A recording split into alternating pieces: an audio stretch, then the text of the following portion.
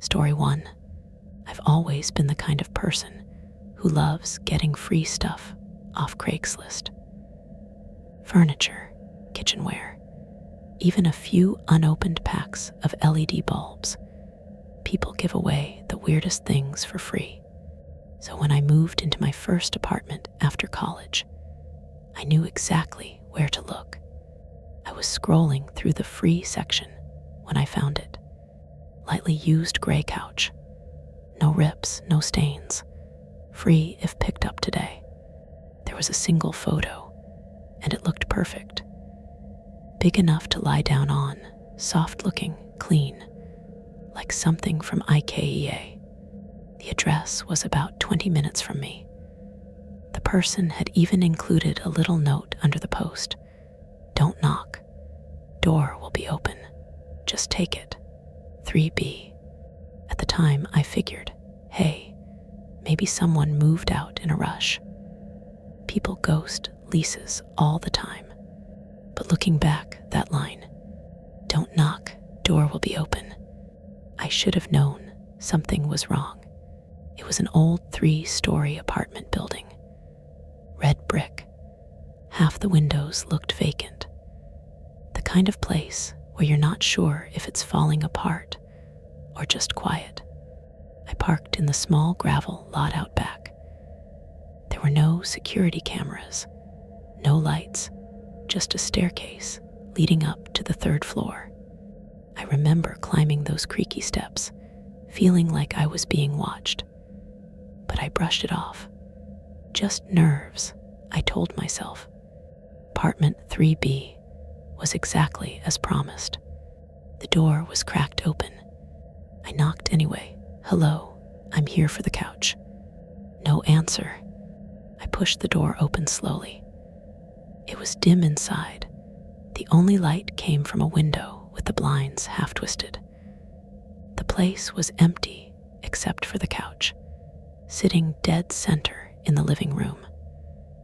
No table, no chairs, no pictures on the walls.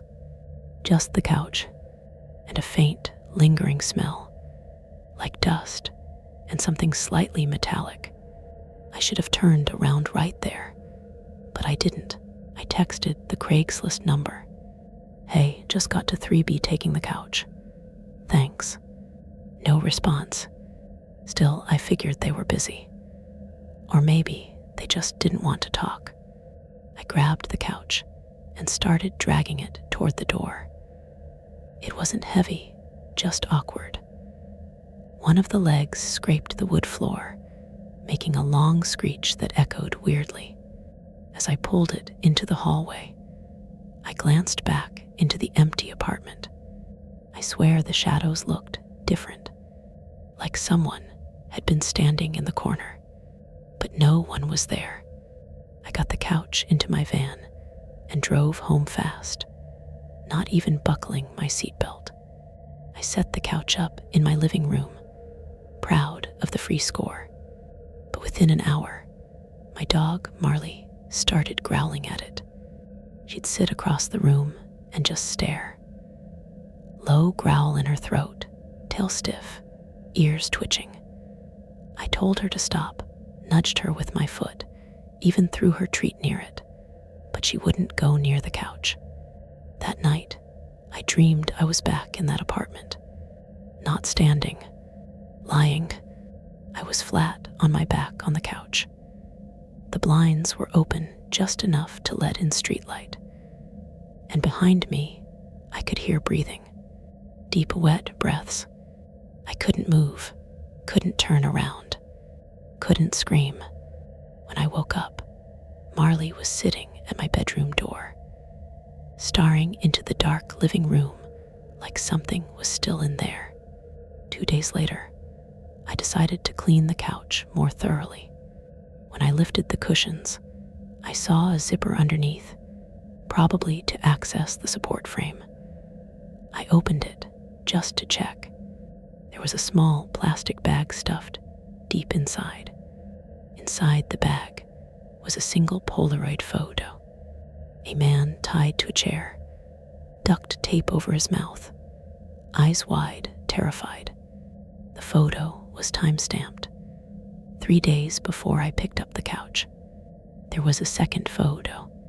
Same man, same chair, but this time his head was slumped forward, and there was blood on the floor beneath him. I called the number from the Craigslist ad again, straight to voicemail. I decided to go back to the building.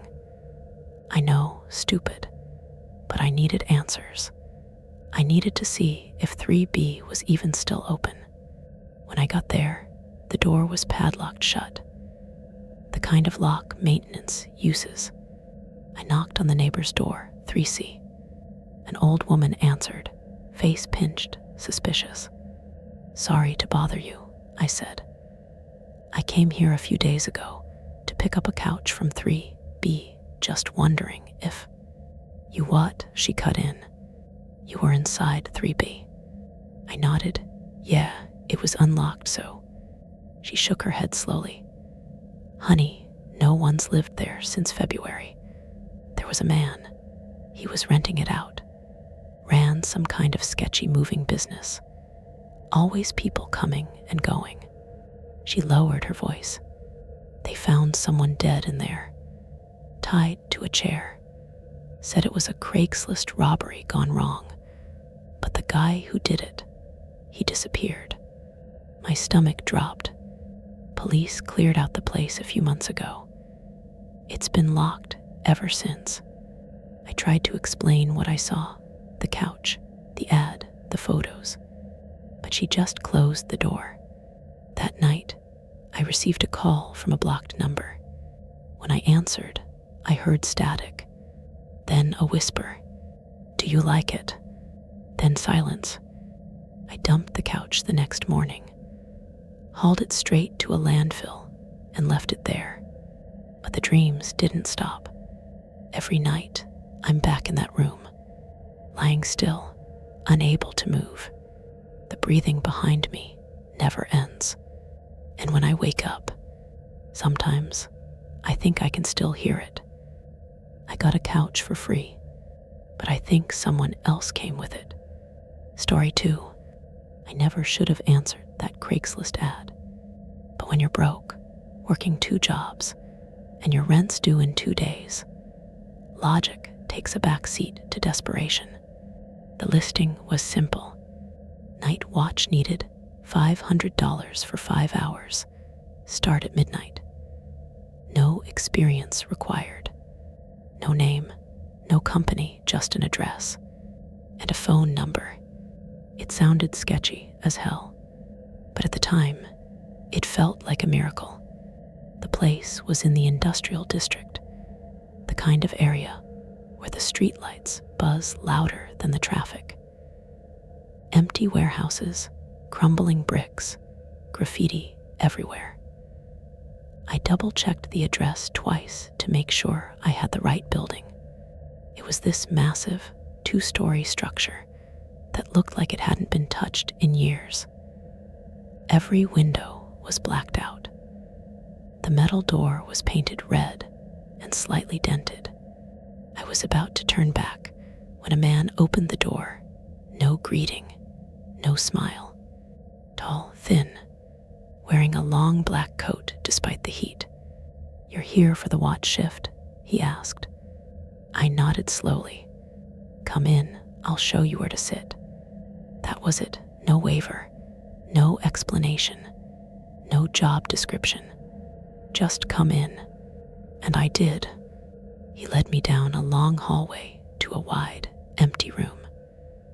Just concrete walls, an old desk, and a single wooden chair facing a red door with peeling paint. "This is it," he said. "Just sit here from midnight to 5 a.m. I blinked. That's it. "Yep, just watch the door." I hesitated. "What's behind it?" The man looked at me. "Don't open it. Don't talk to it. Don't leave this chair." Then he handed me a phone with no contacts, no apps, and walked out the way we came. I heard the heavy front door slam shut, and I was alone. It was eerily quiet. No rats, no wind, just the hum of silence pressing in on me. At first, I scrolled through my own phone to pass time, but there was no signal, just SOS only flashing in the corner. At 12:45 a.m., I heard a soft sound, a tap coming from the red door. Just once, I stared at it. Nothing else happened, but I couldn't unhear it. At 1:26 a.m., I noticed something strange in the shadows above me, like a figure moving on the mezzanine level. Just a flicker, gone in a second. I stood up to get a better look, but the second I moved, I heard another tap, tap, tap on the red door. Faster this time. I sat back down. Then the phone buzzed. The one the man gave me. The message just said, "Sit, don't engage. You're doing well." No name, no number. Just that. My heart was pounding. My mouth was dry. What the hell was this? At around 2:30 a.m., the air grew cold. Bitter cold, like walking into a freezer. I saw my breath. The tapping turned into scratching. Slow, deliberate, like fingernails dragging against metal. I started to cry. I couldn't help it. And then a voice from behind the door, so faint, like a whisper under the wind. It said my name, not just once, repeated over and over. "Alyssa." I squeezed my eyes shut. I didn't move. The phone buzzed again, almost halfway. "Do not respond to it." I was shaking now. I wanted to run, but I didn't even know if the front door was unlocked. I finally got the courage to check the hallway. I bolted out of the room and ran to the front. The metal door, locked. I pounded on it, screamed. No answer. I turned to go back and saw it, the man. The same one who'd greeted me, but not quite. He was standing at the other end of the hall. Same coat, same face, but his eyes were completely black, and he smiled in a way no human ever should. I backed away slowly and ran back to the chair, slamming the door shut behind me. The phone buzzed again. "You left the chair. That's dangerous. Do not leave again." By 4:15, I was a mess. The red door had stopped making noise, which somehow felt worse. Then click. The lock turned. From the inside, I held my breath. The door creaked open a half-inch. I couldn't see inside, just pitch black. But I swear, something exhaled, like it had been holding its breath the entire night. I froze. I couldn't scream. I couldn't move. Then, footsteps, slow, wet, like something dragging itself forward. I clenched my eyes shut. The phone buzzed again. "Final test. Don't move, don't speak. It only sees motion." And whatever it was, it stopped inches from me. I could feel the cold, hear the rattling breath, and then silence.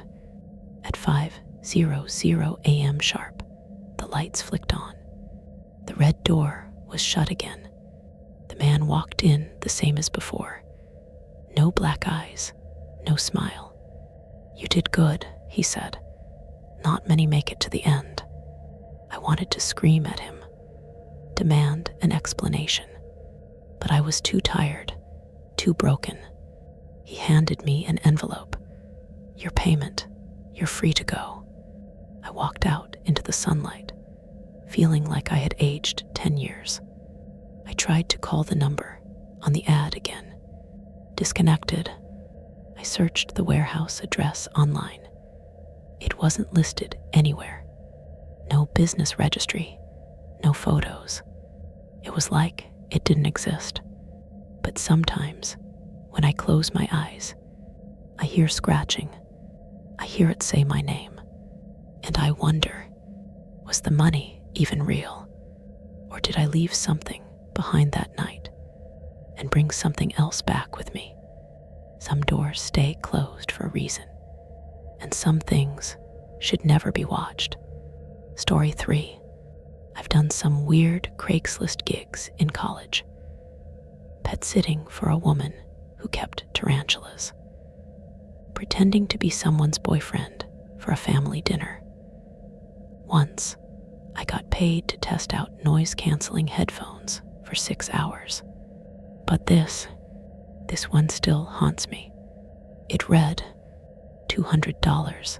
Sit across from me in silence for 2 hours. No talking, just stare. Serious inquiries only. There was no description, just that. No creepy emojis, no red flags, just weird. I clicked out of it twice, but I kept thinking about it. $200 for doing nothing. I was behind on rent. I barely had groceries, so I texted the number. Still need someone for the starring thing. The response came fast. Yes, come tonight. 8 p.m. Here's the address. Wear black. I should have walked away, but I didn't. The place was out in the suburbs. Looked normal enough. Small, one-story house.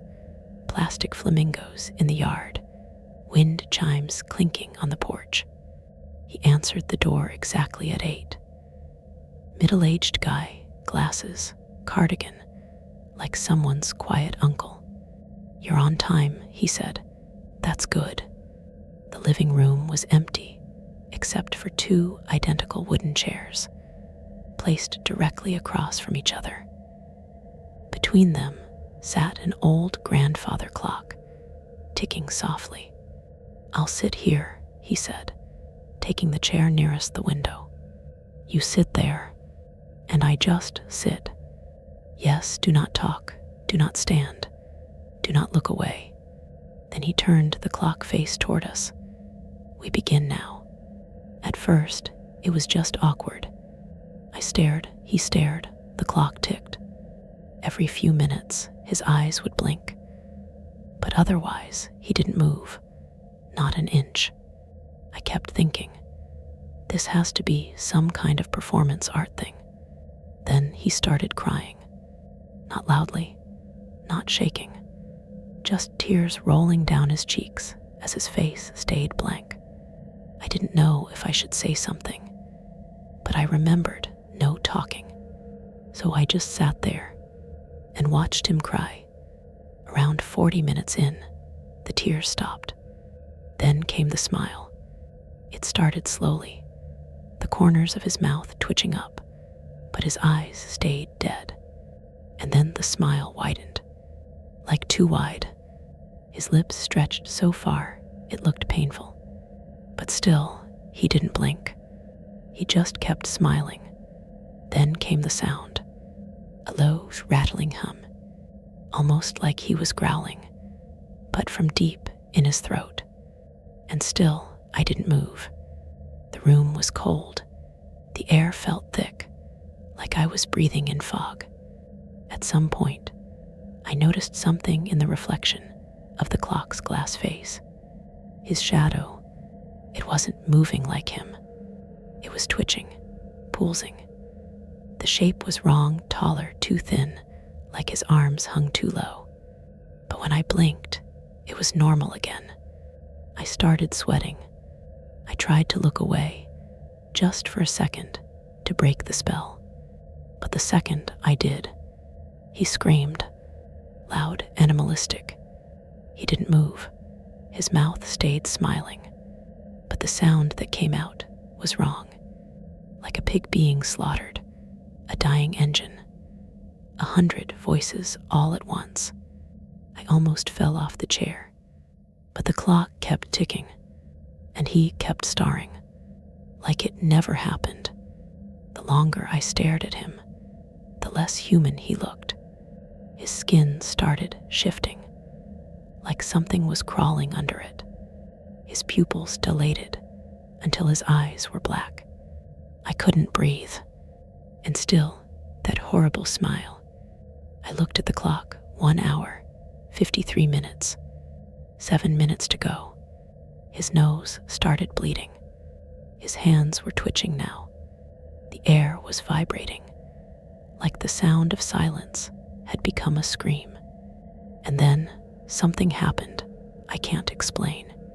He blinked once, but when his eyes opened again, they were mine. I saw my own eyes staring back at me. My heart dropped. I looked away instinctively, and suddenly everything stopped. The humming, the pressure, the feeling of drowning in nothing. Gone. He stood up slowly. "Time up," he said, voice normal again. He handed me an envelope. I took it without a word. I ran out of the house and didn't stop until I hit the gas and drove straight home. Inside was $200 in crisp bills and a note. "You blinked first. It always gets stronger that way." That night, I couldn't sleep. Every time I closed my eyes, I saw that smile. Every time I passed a mirror, I looked too long, afraid my reflection would start staring back. 2 weeks later, I checked the Craigslist ad again. It was still there. Same wording, same number, different address. Someone else was next. I tried texting the number again. This time, no reply. But sometimes, when I'm walking through a crowd, I see someone sitting still, staring, and I swear they're watching me. It was just 2 chairs, just silence, and now something in me won't stop smiling. Some things are listed for free, but the price comes later. Craigslist isn't just a marketplace. It's a mirror, a dark one,